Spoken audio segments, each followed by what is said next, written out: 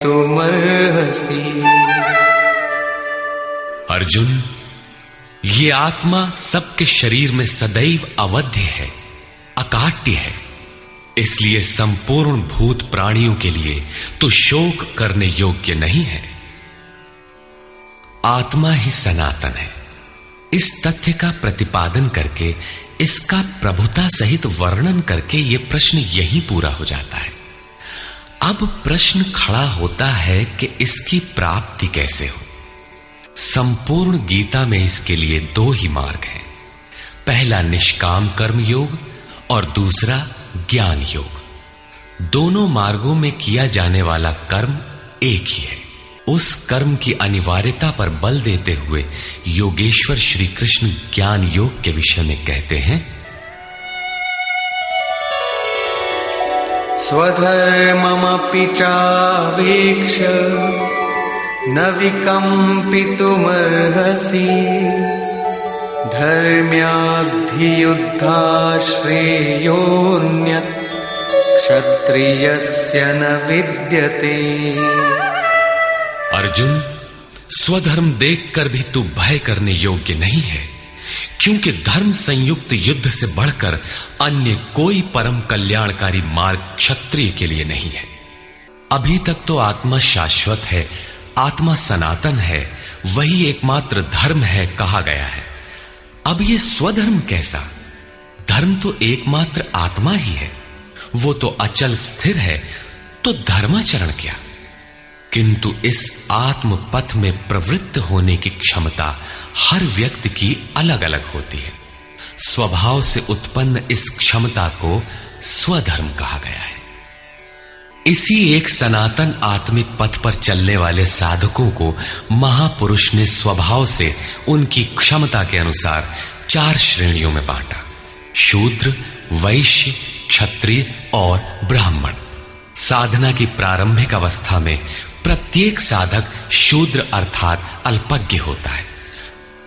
घंटों भजन में बैठने पर वो 10 मिनट भी अपने पक्ष में नहीं पाता, वो प्रकृति के माया जाल को काट नहीं पाता। इस अवस्था में महापुरुष की सेवा से उसके स्वभाव में सद्गुण आते हैं, वो वैश्य श्रेणी का साधक बन जाता है। आत्मिक संपत्ति ही स्थिर संपत्ति है, इसका वो शनैः शनैः संग्रह और गोपालन अर्थात इंद्रियों की सुरक्षा करने में सक्षम हो जाता है।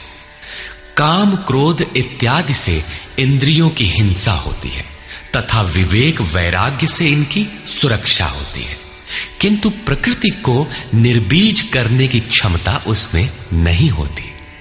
क्रमशः उन्नति करते करते साधक के अंतःकरण में तीनों गुणों को काटने की क्षमता अर्थात क्षत्रियत्व आ जाता है। इसी स्तर पर प्रकृति और उसके विकारों को नाश करने की क्षमता आ जाती है। इसलिए युद्ध यहीं से आरंभ होता है। क्रमशः साधन करके साधक ब्राह्मणत्व की श्रेणी में बदल जाता है। इस समय मन का शमन, इंद्रियों का दमन, धारावाही चिंतन, सरलता, अनुभव, ज्ञान इत्यादि लक्षण साधक में स्वाभाविक प्रवाहित होते हैं। इन्हीं के अनुष्ठान से चलकर क्रमशः वो ब्रह्म में प्रवेश पा जाता है, जहां वो ब्राह्मण भी नहीं रह जाता। विदेह राजा जनक की सभा में महर्षि याज्ञवल्क्य ने चाक्रायण, उशस्ति, कहोल, आरुणि, उद्यालक और गार्गी के प्रश्नों का समाधान करते हुए बताया कि आत्म साक्षात्कार का पूर्णतया संपादन करने वाला ही ब्राह्मण होता है। ये आत्मा ही लोक परलोक और समस्त प्राणियों को भीतर से नियमित करता है। सूर्य, चंद्रमा, पृथ्वी, जल, वायु, अग्नि, तारागण, अंतरिक्ष, आकाश एवं प्रत्येक क्षण इस आत्मा के ही प्रशासन में है। ये तुम्हारा आत्मा अंतर्यामी अमृत है। आत्मा अक्षर है, इससे भिन्न सब नाशवान है। जो कोई इसी लोक में इस अक्षर को न जानकर हवन करता है, तप करता है, हजारों वर्षों तक यज्ञ करता है, उसका ये सब कर्म नाशवान है। जो कोई भी इस अक्षर को जाने बिना इस लोक से मरकर जाता है वो दयनीय है, कृपण है, और जो इस अक्षर को जानकर इस लोक से मरकर जाता है वो ब्राह्मण है। अर्जुन क्षत्रिय श्रेणी का साधक है। श्री कृष्ण कहते हैं कि क्षत्रिय श्रेणी के साधक के लिए युद्ध के अतिरिक्त कोई कल्याणकारक रास्ता है ही नहीं। प्रश्न उठता है कि क्षत्रिय है क्या? प्रायः लोग इसका आशय समाज में जन्मना उत्पन्न ब्राह्मण, क्षत्रिय, वैश्य, शूद्र जातियों से लेते हैं। इन्हें ही 4 वर्ण मान लिया जाता है, किंतु नहीं। शास्त्रकार ने स्वयं बताया है कि क्षत्रिय क्या है, वर्ण क्या है। यहां उन्होंने केवल क्षत्रिय का नाम लिया और आगे 18वें अध्याय तक इस प्रश्न का समाधान प्रस्तुत किया कि वस्तुतः ये वर्ण हैं क्या और कैसे इनमें परिवर्तन होता है। श्री कृष्ण ने कहा, चातुर्वर्ण्यम मया सृष्टम, 4 वर्णों की सृष्टि मैंने की, तो क्या मनुष्यों को बांटा?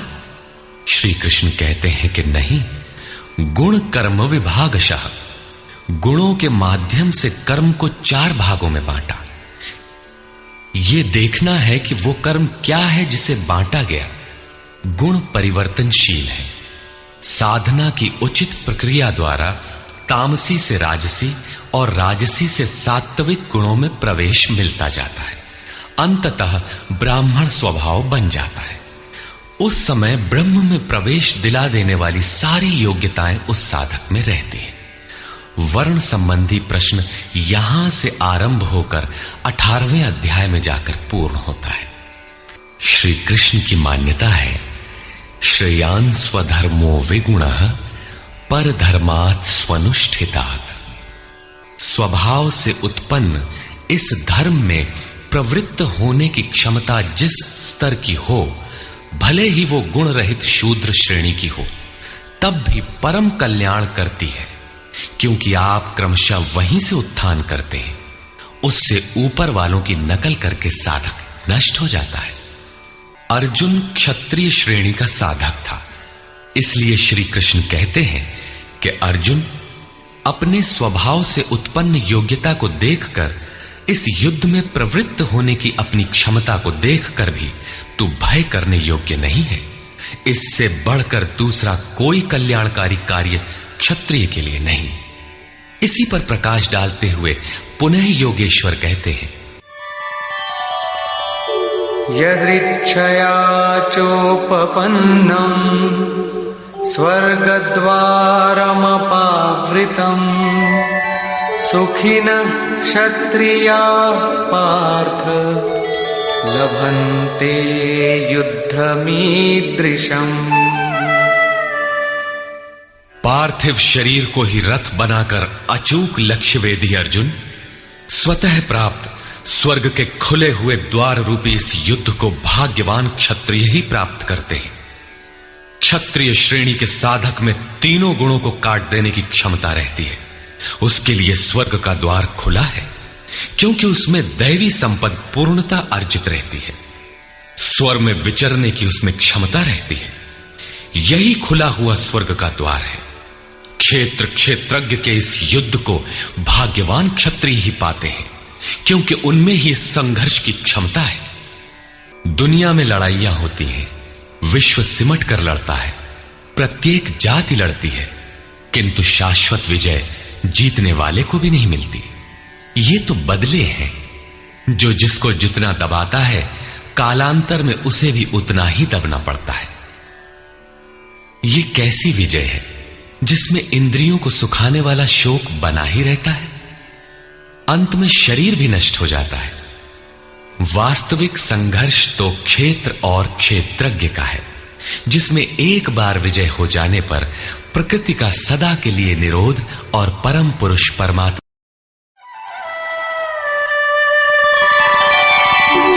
अथ चेत्त्वमिमं धर्म्यं संग्रामं न करिष्यसि ततः स्वधर्मं कीर्तिं च हित्वा पापमवाप्स्यसि।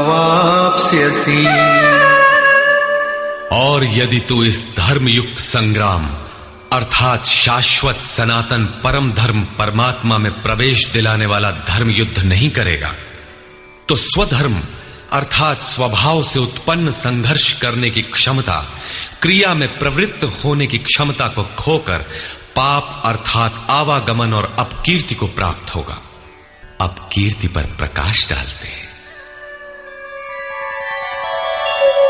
अकीर्तिं चापि भूतानि कथयिष्यन्ति ते व्ययाम् संभावितस्य चाकीर्तिः मरणादतिरिच्यते। सब लोग बहुत काल तक तेरी अपकीर्ति का कथन करेंगे। आज भी पदच्युत होने वाले महात्माओं में विश्वामित्र, पाराशर, निमि, श्रृंगी इत्यादि की गणना होती है। बहुत से साधक अपने धर्म पर विचार करते हैं, सोचते हैं कि लोग हमें क्या कहेंगे। ऐसा भाव भी साधना में सहायक होता है। इससे साधना में लगे रहने की प्रेरणा मिलती है। कुछ दूरी तक यह भाव भी साथ देता है। माननीय पुरुषों के लिए अपकीर्ति मरण से भी बढ़कर होती है। भयाद्रणादुपरतम् मौस्यन्ते त्वां महारथाः येषां च त्वं बहुमतो भूत्वा यास्यसि लाघवम्। जिन महारथियों की निगाह में तू बहुत माननीय होकर अब तुच्छता को प्राप्त होगा, वे महारथी लोग तुझे भय के कारण युद्ध से उपराम हुआ मानेंगे। महारथी कौन? इस पथ पर महान परिश्रम से आगे बढ़ने वाले साधक महारथी हैं। इसी प्रकार इतने ही परिश्रम से अविद्या की ओर खींचने वाले काम, क्रोध, लोभ, मोहादि भी महारथी हैं। जो तुझे बहुत सम्मान देते थे कि साधक प्रशंसनीय है, तुम उनकी निगाह से गिर जाओगे। इतना ही नहीं बल्कि अवाच्य वादांश्च बहु वदिष्यन्ति तवाहिताः निन्दन्तस्तव सामर्थ्यम् ततो दुःखतरं नु किम्। वैरी लोग तेरे पराक्रम की निंदा करते हुए बहुत से न कहने योग्य वचनों को कहेंगे। एक दोष आता है तो चारों ओर से निंदा और बुराइयों की झड़ी लग जाती है। न कहने योग्य वचन भी कहे जाते हैं। इससे बड़ा दुख क्या होगा? अतः अतो वा प्राप्स्यसि स्वर्गम् जित्वा वा भोक्ष्यसे महीम् तस्मादुत्तिष्ठ कौन्तेय युद्धाय कृतनिश्चयः। इस युद्ध में मरोगे तो स्वर्ग प्राप्त करोगे। स्वर में विचरने की क्षमता रहेगी। श्वास से बाहर प्रकृति में विचरने की धाराएं निरुद्ध हो जाएंगी। परम देव परमात्मा में प्रवेश दिलाने वाली दैवी संपद हृदय में पूर्णतः प्रवाहित रहेगी।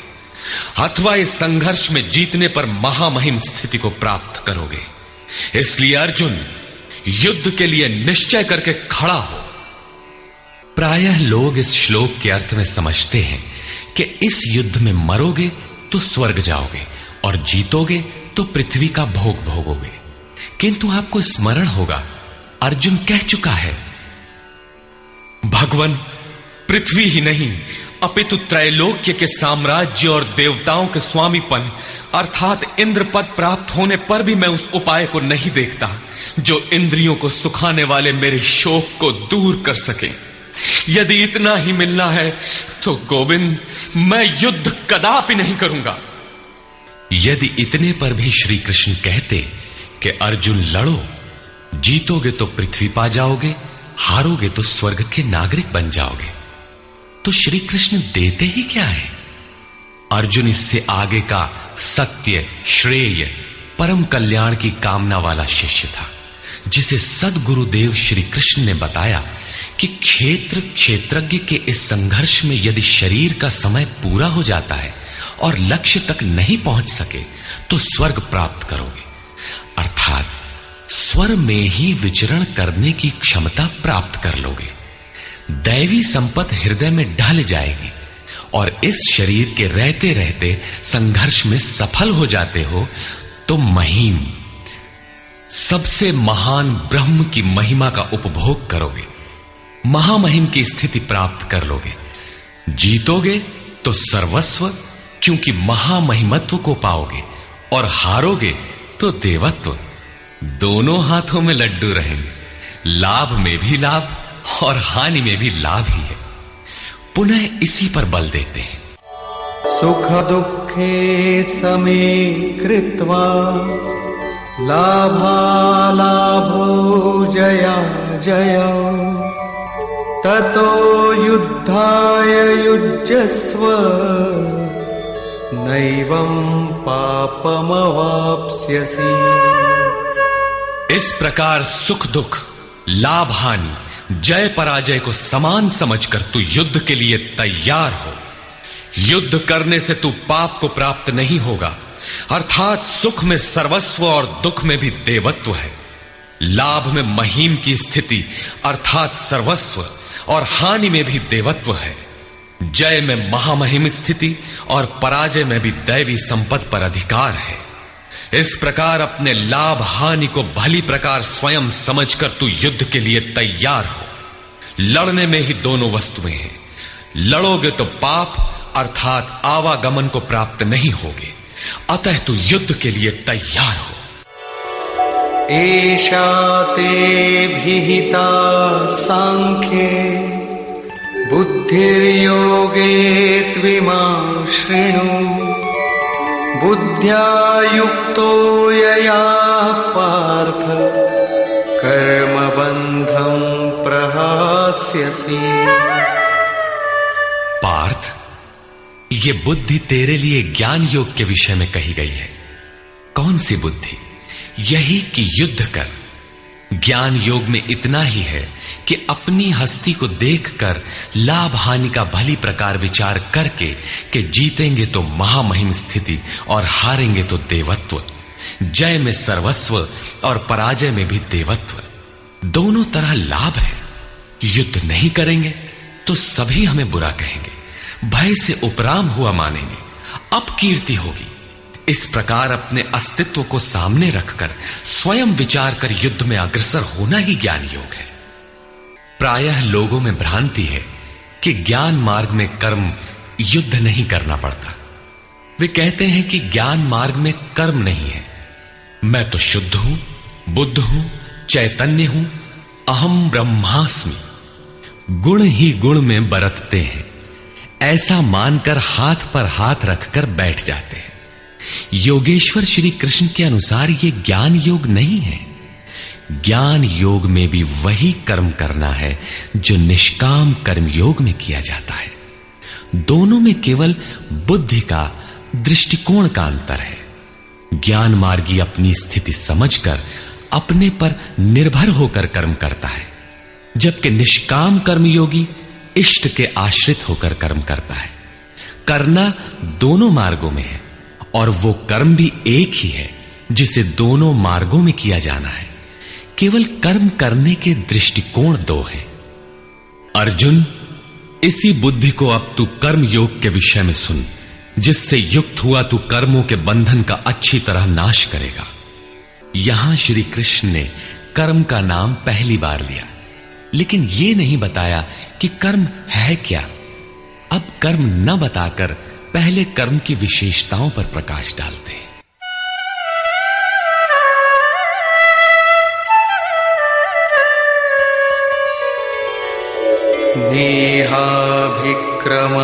नेहाभिक्रमनाशोऽस्ति प्रत्यवायो न विद्यते स्वल्पमप्यस्य धर्मस्य त्रायते महतो भयात्।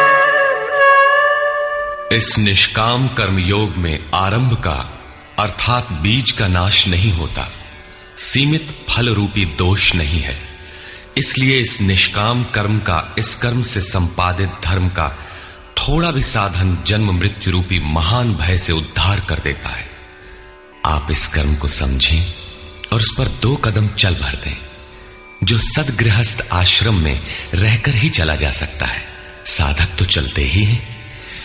बीज भर डाल दें तो अर्जुन, बीज का नाश नहीं होता। प्रकृति में कोई क्षमता नहीं, ऐसा कोई अस्त्र नहीं कि उस सत्य को मिटा दे।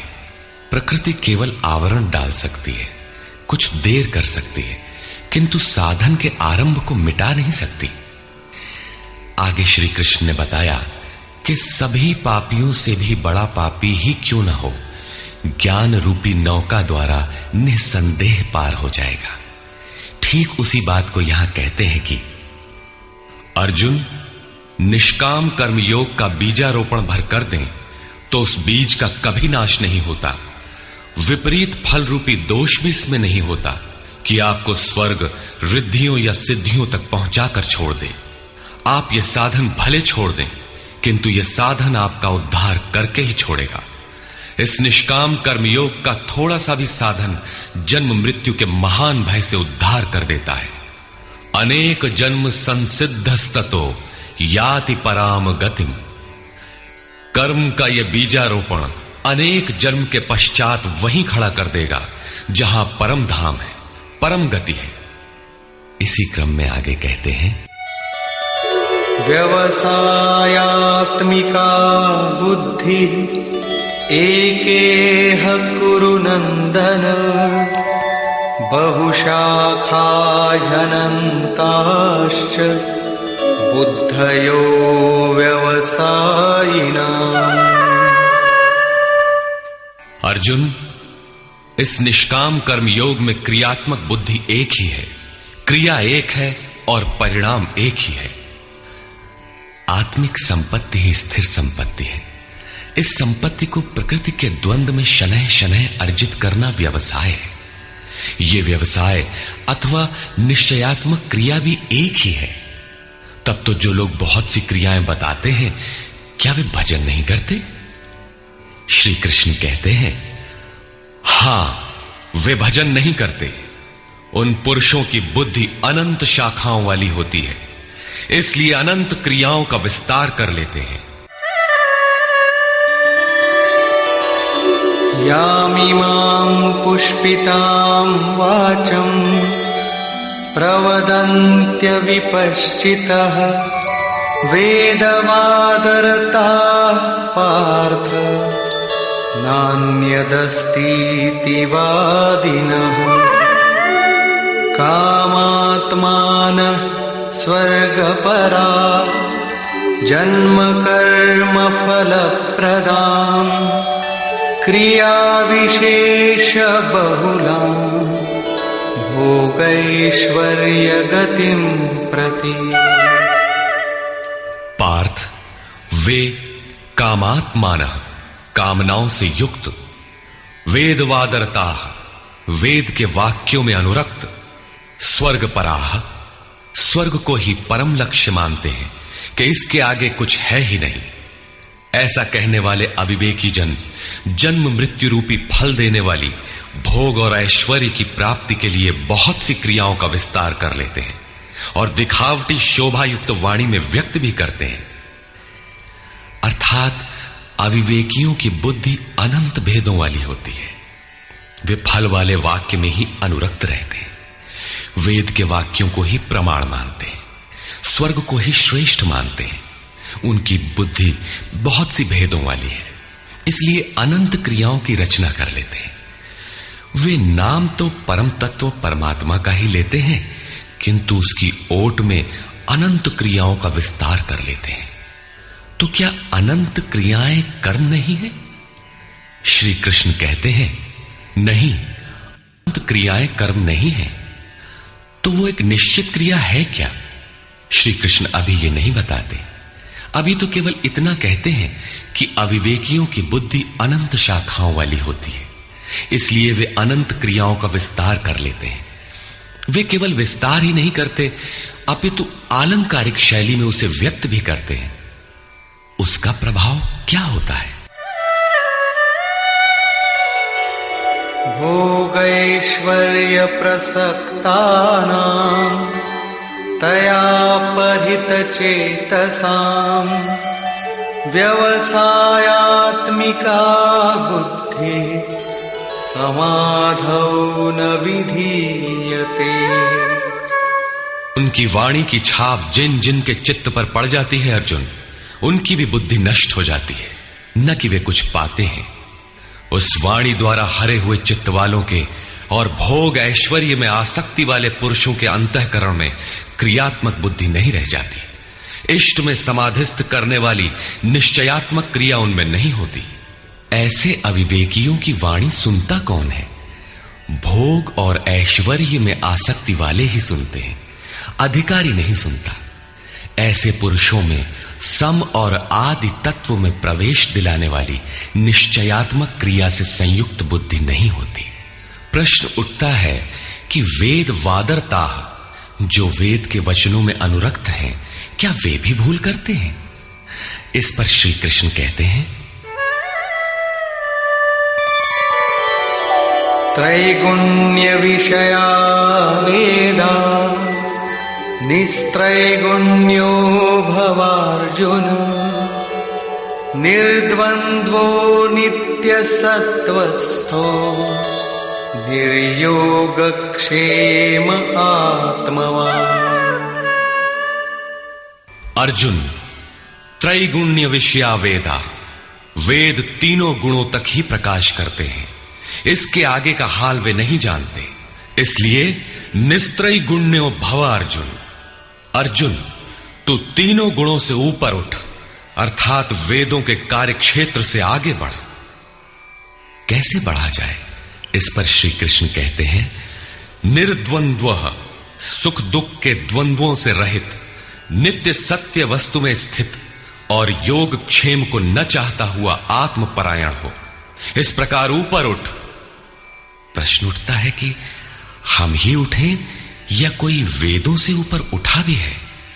श्री कृष्ण बताते हैं कि आगे जो भी उठता है ब्रह्म को जानता है, और जो ब्रह्म को जानता है वो विप्र है। यावानर्थ उदपाने सर्वतः संप्लुतोदके तावान् सर्वेषु वेदेषु ब्राह्मणस्य विजानतः।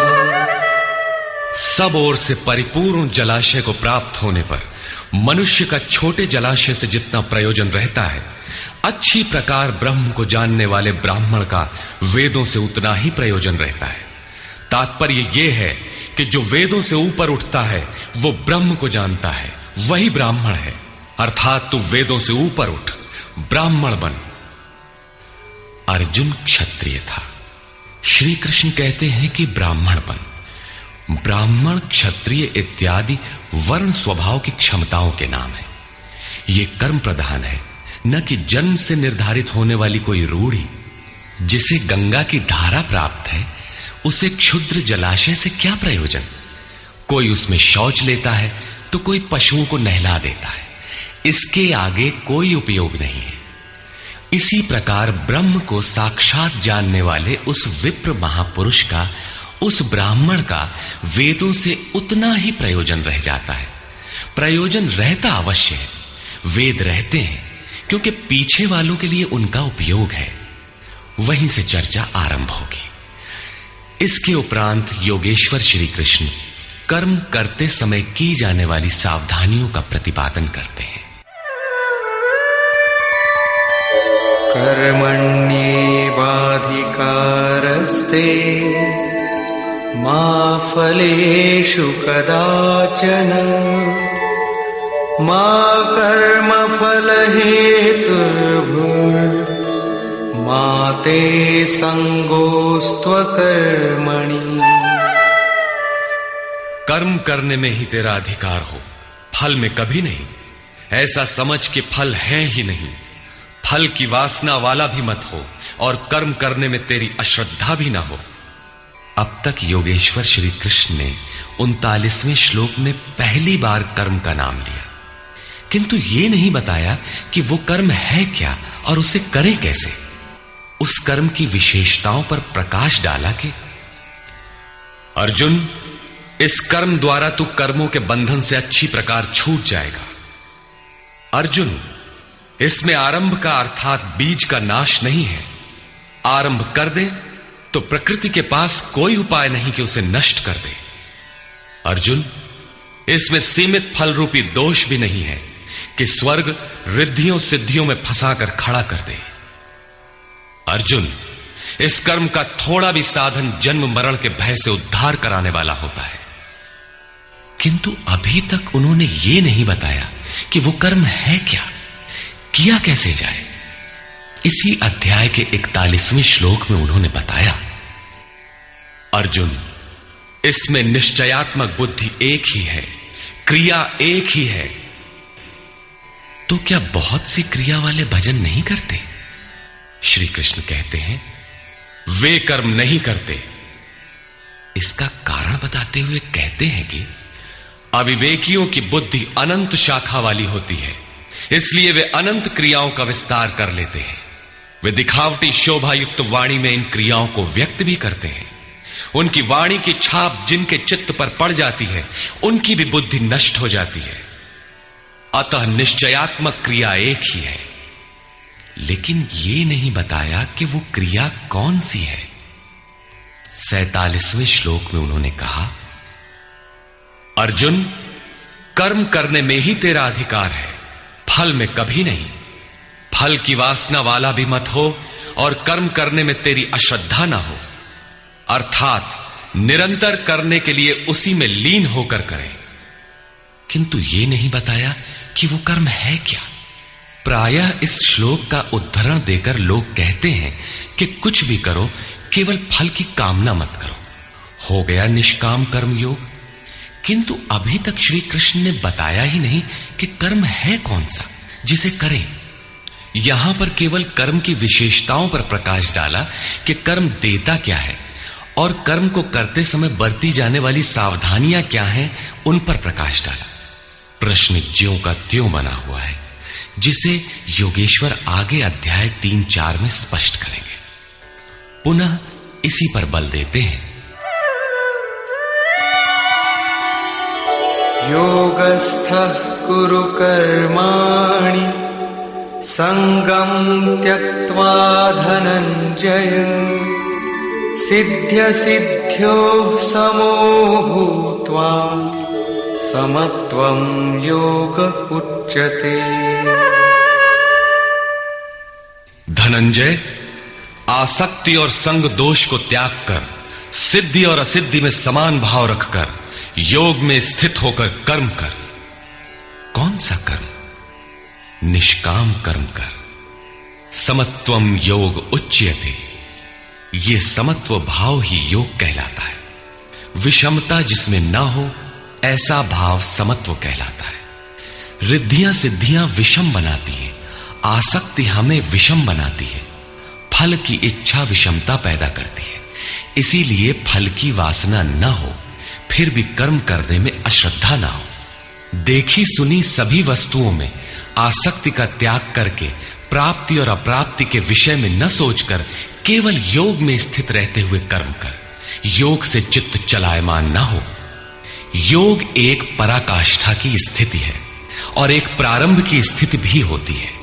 प्रारंभ में भी हमारी दृष्टि लक्ष्य पर ही रहनी चाहिए।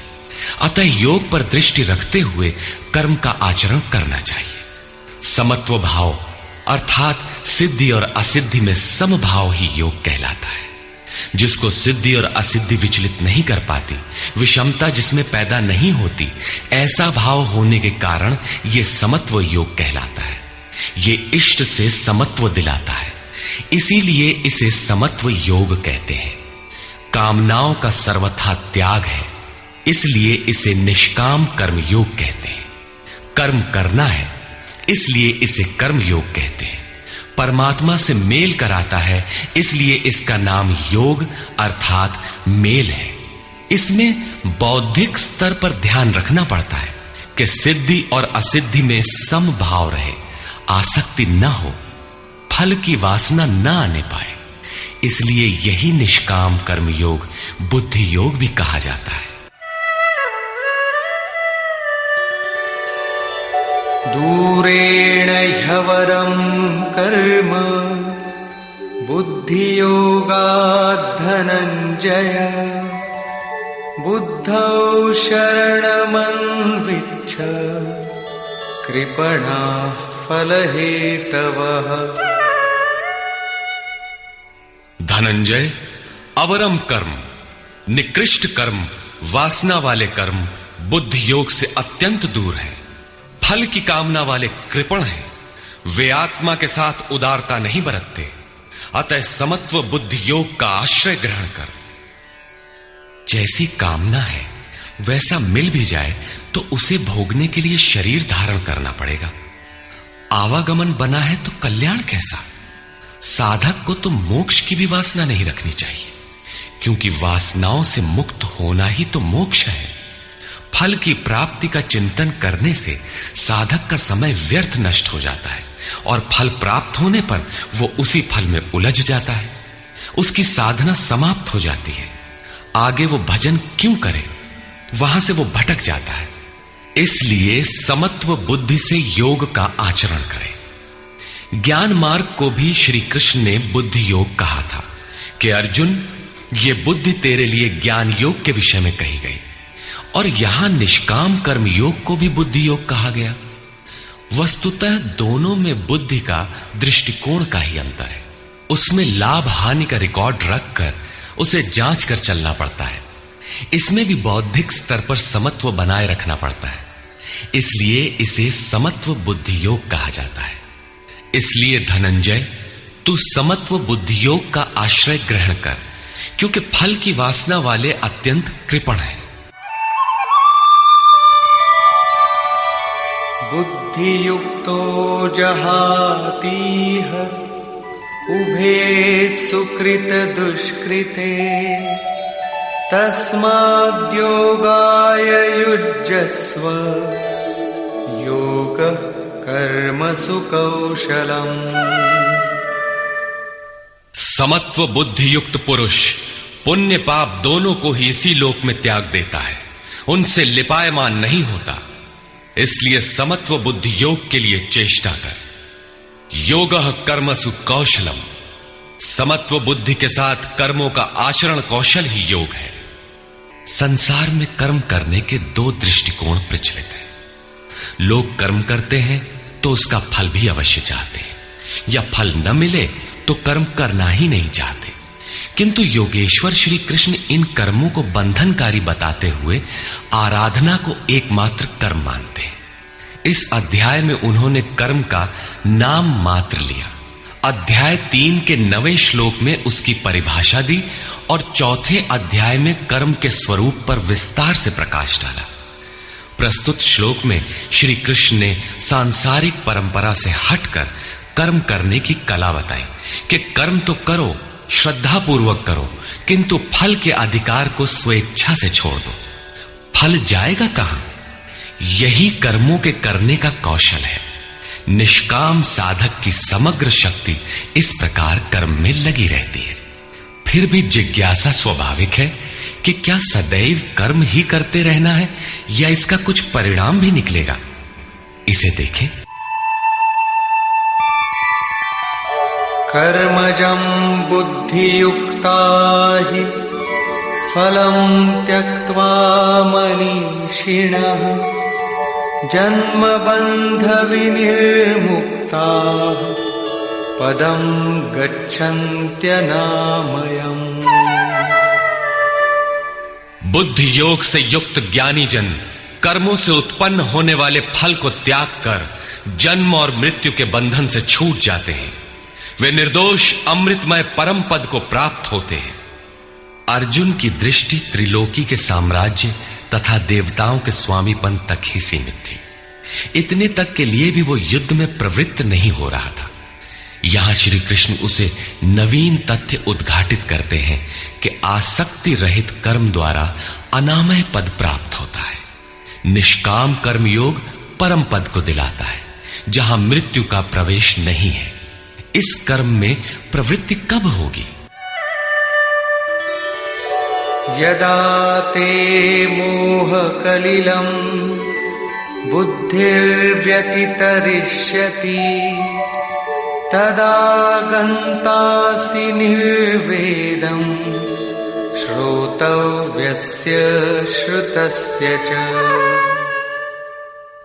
जिस काल में तेरी साधक की बुद्धि मोह रूपी दलदल को पूर्णतः पार कर लेगी, लेश मात्र भी मोह न रह जाए, उस समय जो सुनने योग्य है उसे तू सुन सकेगा और सुने हुए के अनुसार वैराग्य को प्राप्त हो सकेगा, अर्थात उसे आचरण में ढाल सकेगा। अभी तो जो सुनने लायक है उसे न तो तू सुन पाया है और आचरण का तो प्रश्न ही नहीं खड़ा होता। इसी योग्यता पर पुनः प्रकाश डालते हैं। श्रुति विप्रतिपन्ना ते यदा स्थास्यति निश्चला समाधावचला बुद्धि तदा योगमवाप्स्यसि।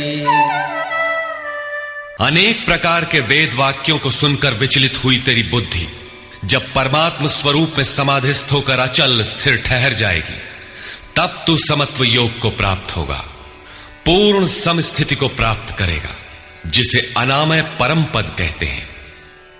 यही योग की पराकाष्ठा है और यही अप्राप्त की प्राप्ति है। वेदों से तो शिक्षा ही मिलती है, किंतु श्री कृष्ण कहते हैं श्रुति विप्रतिपन्ना। श्रुतियों के अनेक सिद्धांतों को सुनने से बुद्धि विचलित हो जाती है। सिद्धांत तो अनेकों सुने, लेकिन जो सुनने योग्य है लोग उससे दूर ही रहते हैं। ये विचलित बुद्धि जिस समय समाधि में स्थिर हो जाएगी, तब तू योग की पराकाष्ठा अमृत पद को प्राप्त करेगा। इस पर अर्जुन की उत्कंठा स्वाभाविक थी कि वे महापुरुष कैसे होते हैं जो अनामय परम पद में स्थित है, समाधि में जिनकी बुद्धि स्थिर है। उसने प्रश्न किया। अर्जुन उवाच,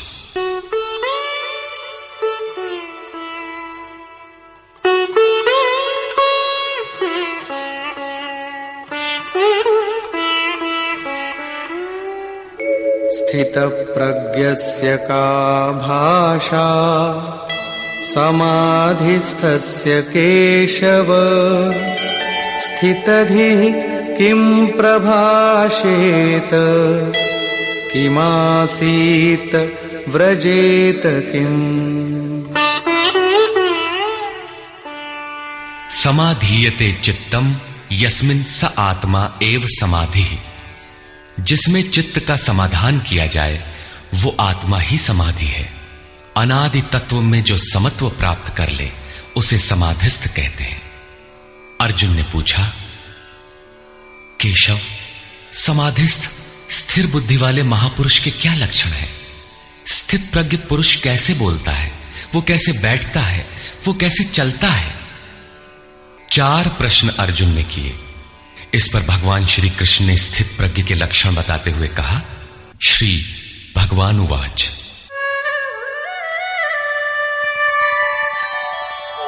प्रजहाति यदा कामान् सर्वान् पार्थमनोगतान्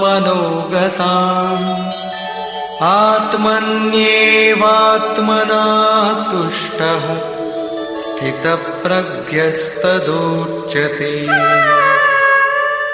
पार्थ, जब मनुष्य मन में स्थित संपूर्ण कामनाओं को त्याग देता है, तब वो आत्मा से ही आत्मा में संतुष्ट हुआ स्थिर बुद्धि वाला कहा जाता है। कामनाओं के त्याग पर ही आत्मा का दिग्दर्शन होता है। ऐसा आत्माराम आत्मतृप्त महापुरुष ही स्थित प्रज्ञ है। दुःखेष्वनुद्विग्नमनाः सुखेषु विगतस्पृहः वीतरागभयक्रोधः स्थितधीर्मुनिरुच्यते। दैहिक, दैविक तथा भौतिक दुखों में जिसका मन उद्विग्न नहीं होता, सुखों की प्राप्ति में जिसकी स्पृहा दूर हो गई है तथा जिसके राग, भय और क्रोध नष्ट हो गए हैं, मननशीलता की चरम सीमा पर पहुंचा हुआ मुनि स्थित प्रज्ञ कहा जाता है। उसके अन्य लक्षण बताते हैं। यः सर्वत्रानभिस्नेहः तत्तत्प्राप्य शुभाशुभम् नाभिनन्दति न द्वेष्टि तस्य प्रज्ञा प्रतिष्ठिता। जो पुरुष सर्वत्र स्नेह रहित हुआ, शुभ अथवा अशुभ को प्राप्त होकर न तो प्रसन्न होता है और न द्वेष करता है, उसकी बुद्धि स्थिर है। शुभ वो है जो परमात्म स्वरूप में लगाता है, अशुभ वो है जो प्रकृति की ओर ले जाने वाला होता है। किंतु स्थित प्रज्ञ पुरुष अनुकूल परिस्थितियों से न प्रसन्न होता है और न प्रतिकूल परिस्थितियों से द्वेष करता है, क्योंकि प्राप्त होने योग्य वस्तु न उससे भिन्न है और न पतित करने वाले विकार ही उसके लिए है। अर्थात अब साधन से उसका अपना कोई प्रयोजन नहीं रहा। ऐसा व्यक्ति स्थित प्रज्ञ कहा जाता है। यदा संहरते चायं कूर्मोऽङ्गानीव सर्वशः इन्द्रियाणीन्द्रियार्थेभ्यः तस्य प्रज्ञा प्रतिष्ठिता। जिस प्रकार कछुआ अपने अंगों को समेट लेता है, ठीक वैसे ही ये पुरुष जब सब ओर से अपने अंगों को समेट लेता है तब उसकी बुद्धि स्थिर होती है। खतरे को देखते ही कछुआ जिस प्रकार अपने सिर और पैर समेट लेता है, ठीक इसी प्रकार जो पुरुष विषयों में विचरती हुई इंद्रियों को सब ओर से समेटकर हृदय देश में निरोध कर लेता है, उस काल में उस पुरुष की बुद्धि स्थिर होती है। किंतु ये तो एक दृष्टांत मात्र है। खतरे का एहसास मिटते ही कछुआ तो अपने अंगों को पुनः फैला देता है। क्या इसी प्रकार स्थित प्रज्ञ महापुरुष भी विषयों में रस लेने लगता है? इस पर कहते हैं, विषया विनिवर्तन्ते निराहारस्य देहिनः रसवर्जं रसोऽप्यस्य परं दृष्ट्वा निवर्तते। इंद्रियों द्वारा विषयों को न ग्रहण करने वाले पुरुषों के विषय तो निवृत्त हो जाते हैं, क्योंकि वे ग्रहण ही नहीं करते, किंतु उनका राग नहीं निवृत्त होता, आसक्ति लगी रहती है। संपूर्ण इंद्रियों को विषयों से समेटने वाले निष्काम कर्मी का राग भी परम दृष्टवा, परम तत्व परमात्मा का साक्षात्कार करके निवृत्त हो जाता है। महापुरुष कछुए की तरह अपनी इंद्रियों को विषयों में नहीं फैलाता। एक बार जब इंद्रियां सिमट गईं तो संस्कार ही मिट जाते हैं, पुनः वे नहीं निकलते। निष्काम कर्मयोग के आचरण द्वारा परमात्मा के प्रत्यक्ष दर्शन के साथ उस पुरुष का विषयों से राग भी निवृत्त हो जाता है। प्रायः चिंतन पथ में हठ करते हैं। हठ से इंद्रियों को रोककर वे विषय से तो निवृत्त हो जाते हैं, किंतु मन में उनका चिंतन राग लगा रहता है। ये आसक्ति परम दृष्टवा परमात्मा का साक्षात्कार करने के बाद ही निवृत्त होती है, इसके पूर्व नहीं। पूज्य महाराज जी इस संबंध में अपनी एक घटना बताया करते थे। गृह त्याग से पूर्व उन्हें 3 बार आकाशवाणियां हुई थी। हमने पूछा, महाराज जी आपको आकाशवाणी क्यों हुई, हम लोगों को तो नहीं हुई?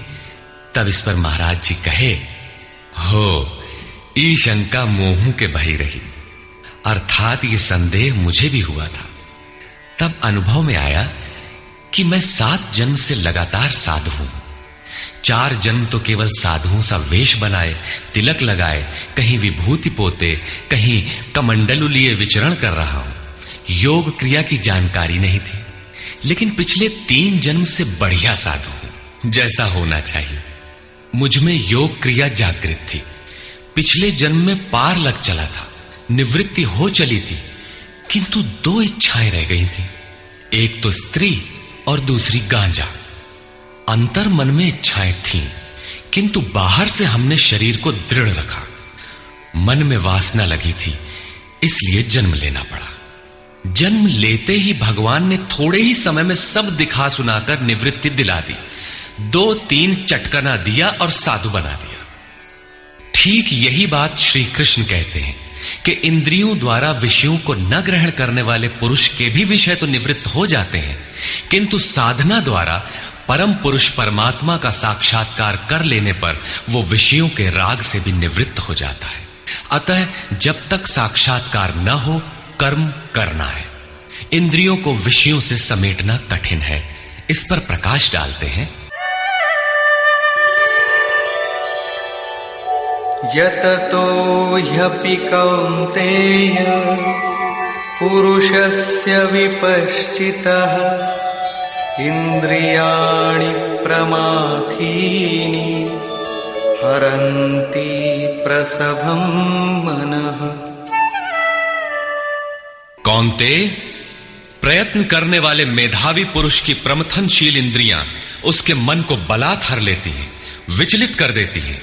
इसलिए तानि सर्वाणि संयम्य युक्त आसीत मत्परः वशे हि यस्येन्द्रियाणि तस्य प्रज्ञा प्रतिष्ठिता।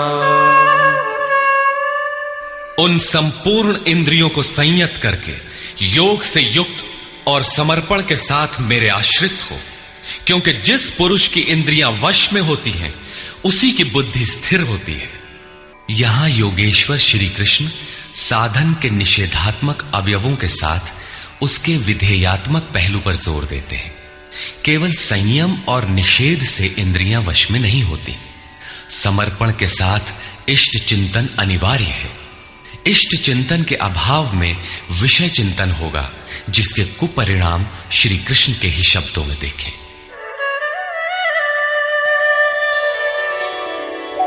ध्यायतो विषयान् पुंसः संगस्तेषूपजायते संगात् संजायते कामः कामात् क्रोधोऽभिजायते।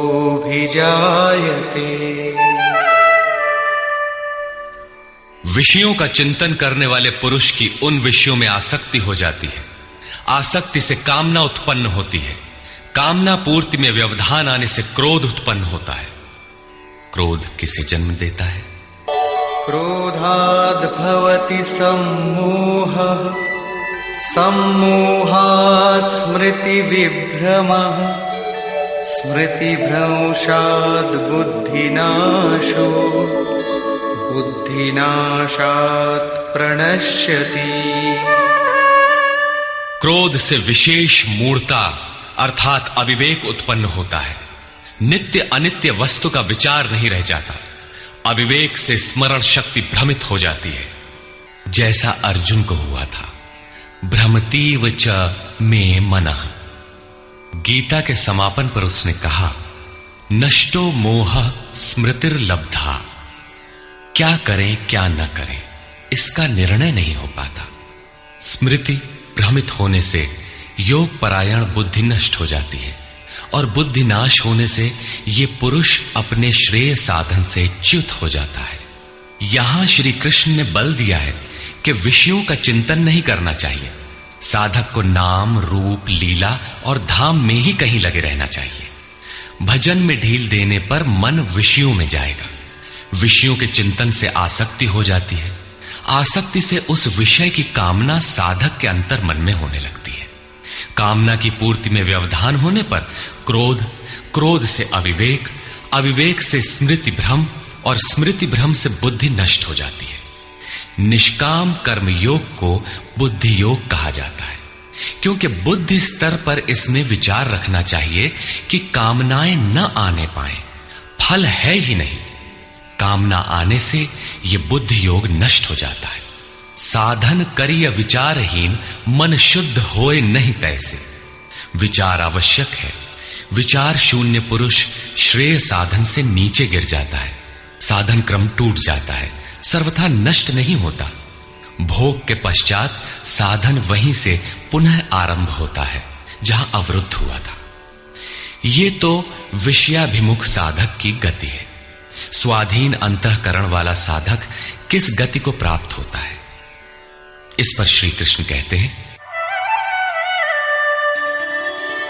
रागद्वेष वियुक्तैस्तु विषयानिन्द्रियैश्चरन् आत्मवश्यैर्विधेयात्मा प्रसादमधिगच्छति। आत्मा की विधि को प्राप्त प्रत्यक्षदर्शी महापुरुष राग द्वेष से रहित वश में की हुई अपनी इंद्रियों द्वारा विषयान चरण, विषयों में विचरता हुआ भी प्रसाद मधिगच्छति, अंतःकरण की निर्मलता को प्राप्त होता है। वो अपनी भाव दृष्टि में रहता है। महापुरुष के लिए विधि निषेध नहीं रह जाते, उसके लिए कहीं अशुभ नहीं रहता जिससे वो बचाव करे, तथा उसके लिए कोई शुभ शेष नहीं रह जाता जिसकी वो कामना करे।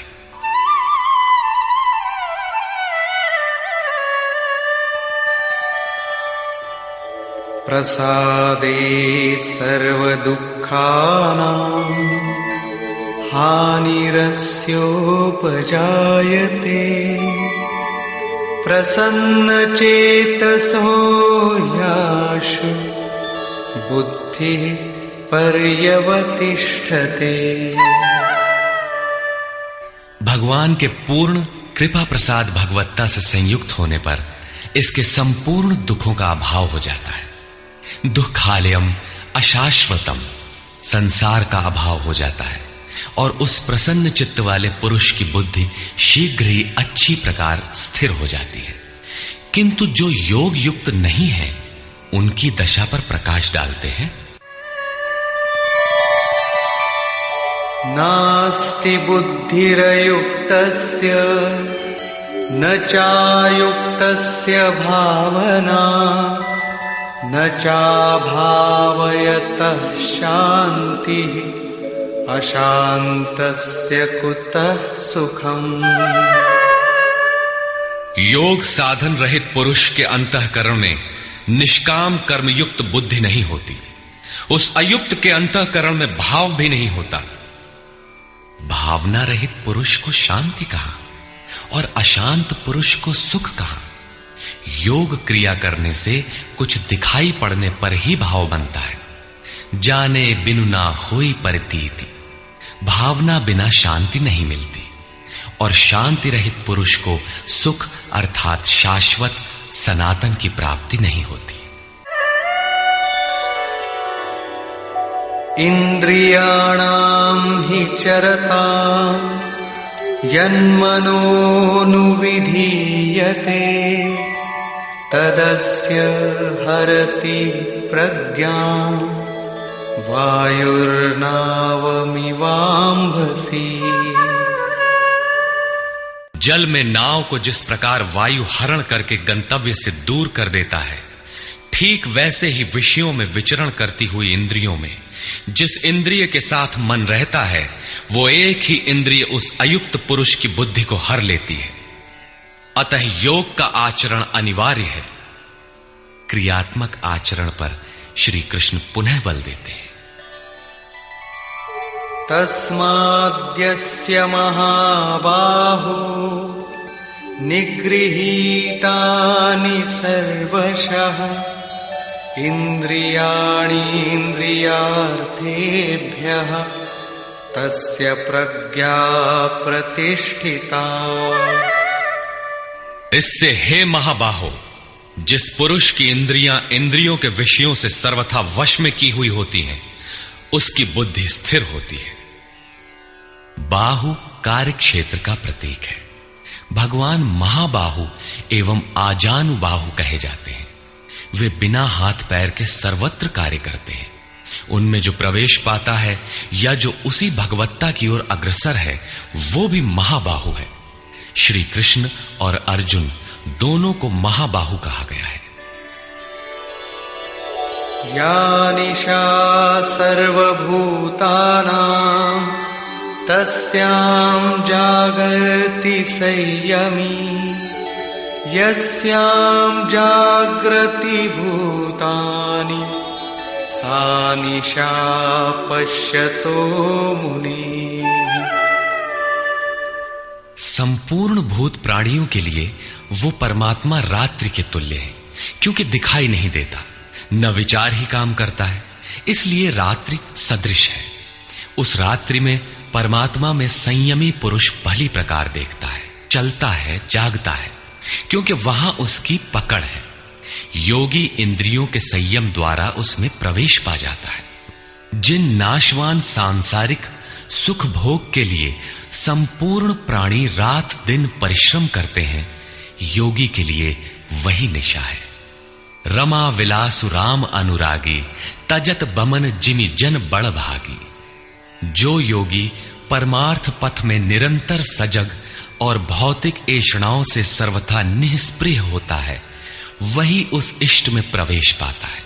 वो रहता तो संसार में ही है, किंतु संसार का उस पर प्रभाव नहीं पड़ता। महापुरुष की इस रहने का चित्रण देखें।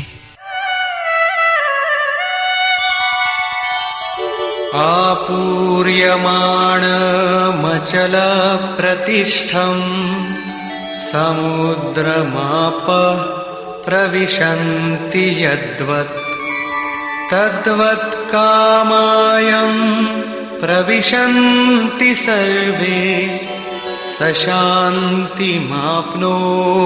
न कामकामी। जैसे सब ओर से परिपूर्ण अचल प्रतिष्ठा वाले समुद्र में नदियों के जल उसको चलायमान न करते हुए बड़े वेग से उसमें समा जाते हैं, ठीक वैसे ही परमात्मा में स्थित प्रज्ञ पुरुष में संपूर्ण भोग विकार उत्पन्न किए बिना समा जाते हैं। ऐसा पुरुष परम शांति को प्राप्त होता है, न कि भोगों को चाहने वाला। भयंकर वेग से बहने वाली सहस्त्रों नदियों के स्रोत फसल को नष्ट करते हुए, हत्याएं करते हुए, नगरों को डुबाते हुए, हाहाकार मचाते हुए बड़े वेग से समुद्र में गिरते हैं, किंतु समुद्र को न 1 इंच ऊपर उठा पाते हैं और न गिरा ही पाते हैं, बल्कि उसी में समाहित हो जाते हैं। ठीक इसी प्रकार स्थित प्रज्ञ महापुरुष के प्रति संपूर्ण भोग उतने ही वेग से आते हैं, किंतु समाहित हो जाते हैं। उन महापुरुषों में न शुभ संस्कार डाल पाते हैं न अशुभ। योगी के कर्म अशुक्ल और अकृष्ण होते हैं, क्योंकि जिस चित्त पर संस्कार पड़ते हैं उसका निरोध और विलीनीकरण हो गया। इसके साथ ही भगवत्ता की स्थिति आ गई। अब संस्कार पड़े भी तो कहां? इस एक ही श्लोक में श्री कृष्ण ने अर्जुन के कई प्रश्नों का समाधान कर दिया।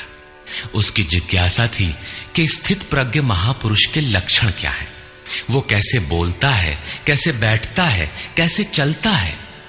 श्री कृष्ण ने एक ही शब्द में उत्तर दिया कि वे समुद्रवत होते हैं।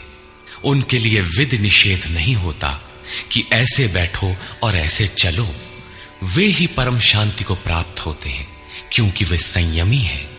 भोगों की कामना वाला शांति नहीं पाता। इसी पर पुनः बल देते हैं। विहाय कामान्यः सर्वान् पुमांश्चरति निःस्पृहः निर्ममो निरहंकारः स शान्तिमधिगच्छति। जो पुरुष संपूर्ण कामनाओं को त्याग कर निर्ममः, मैं और मेरे के भाव तथा अहंकार और स्पृहा से रहित होता हुआ बरतता है, वो उस परम शांति को प्राप्त होता है जिसके बाद कुछ भी पाना शेष नहीं रह जाता। एषा ब्राह्मी स्थितिः पार्थ नैनां प्राप्य विमुह्यति स्थित्वा स्यामन्तकालेऽपि ब्रह्मनिर्वाणमृच्छति।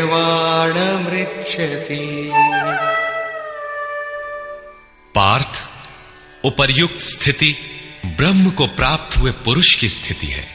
समुद्रवत उन महापुरुषों में विषय नदियों की तरह समा जाते हैं। वे पूर्ण संयमी और प्रत्यक्षता परमात्मदर्शी हैं। केवल अहम ब्रह्मास्मि पढ़ लेने या रट लेने से यह स्थिति नहीं मिलती। साधन करके ही इस ब्रह्म की स्थिति को पाया जाता है। ऐसा महापुरुष ब्रह्म निष्ठा में स्थित रहते हुए शरीर के अंत काल में भी ब्रह्मानंद को ही प्राप्त होता है। निष्कर्ष, प्रायः कुछ लोग कहते हैं कि दूसरे अध्याय में गीता पूर्ण हो गई, किंतु यदि केवल कर्म का नाम मात्र लेने से कर्म पूरा हो जाता हो तब तो गीता का समापन माना जा सकता है। इस अध्याय में योगेश्वर श्री कृष्ण ने यही बताया कि अर्जुन, निष्काम कर्मयोग के विषय में सुन, जिसे जानकर तू संसार बंधन से छूट जाएगा। कर्म करने में तेरा अधिकार है, फल में कभी नहीं। कर्म करने में तेरी अश्रद्धा भी ना हो, निरंतर करने के लिए तत्पर हो जा। इसके परिणाम में तू परम दृष्टवा, परम पुरुष का दर्शन कर स्थित प्रज्ञ बनेगा, परम शांति पाएगा। किंतु यह नहीं बताया कि कर्म है क्या। यह सांख्य योग नामक अध्याय नहीं है। यह नाम शास्त्रकार का नहीं,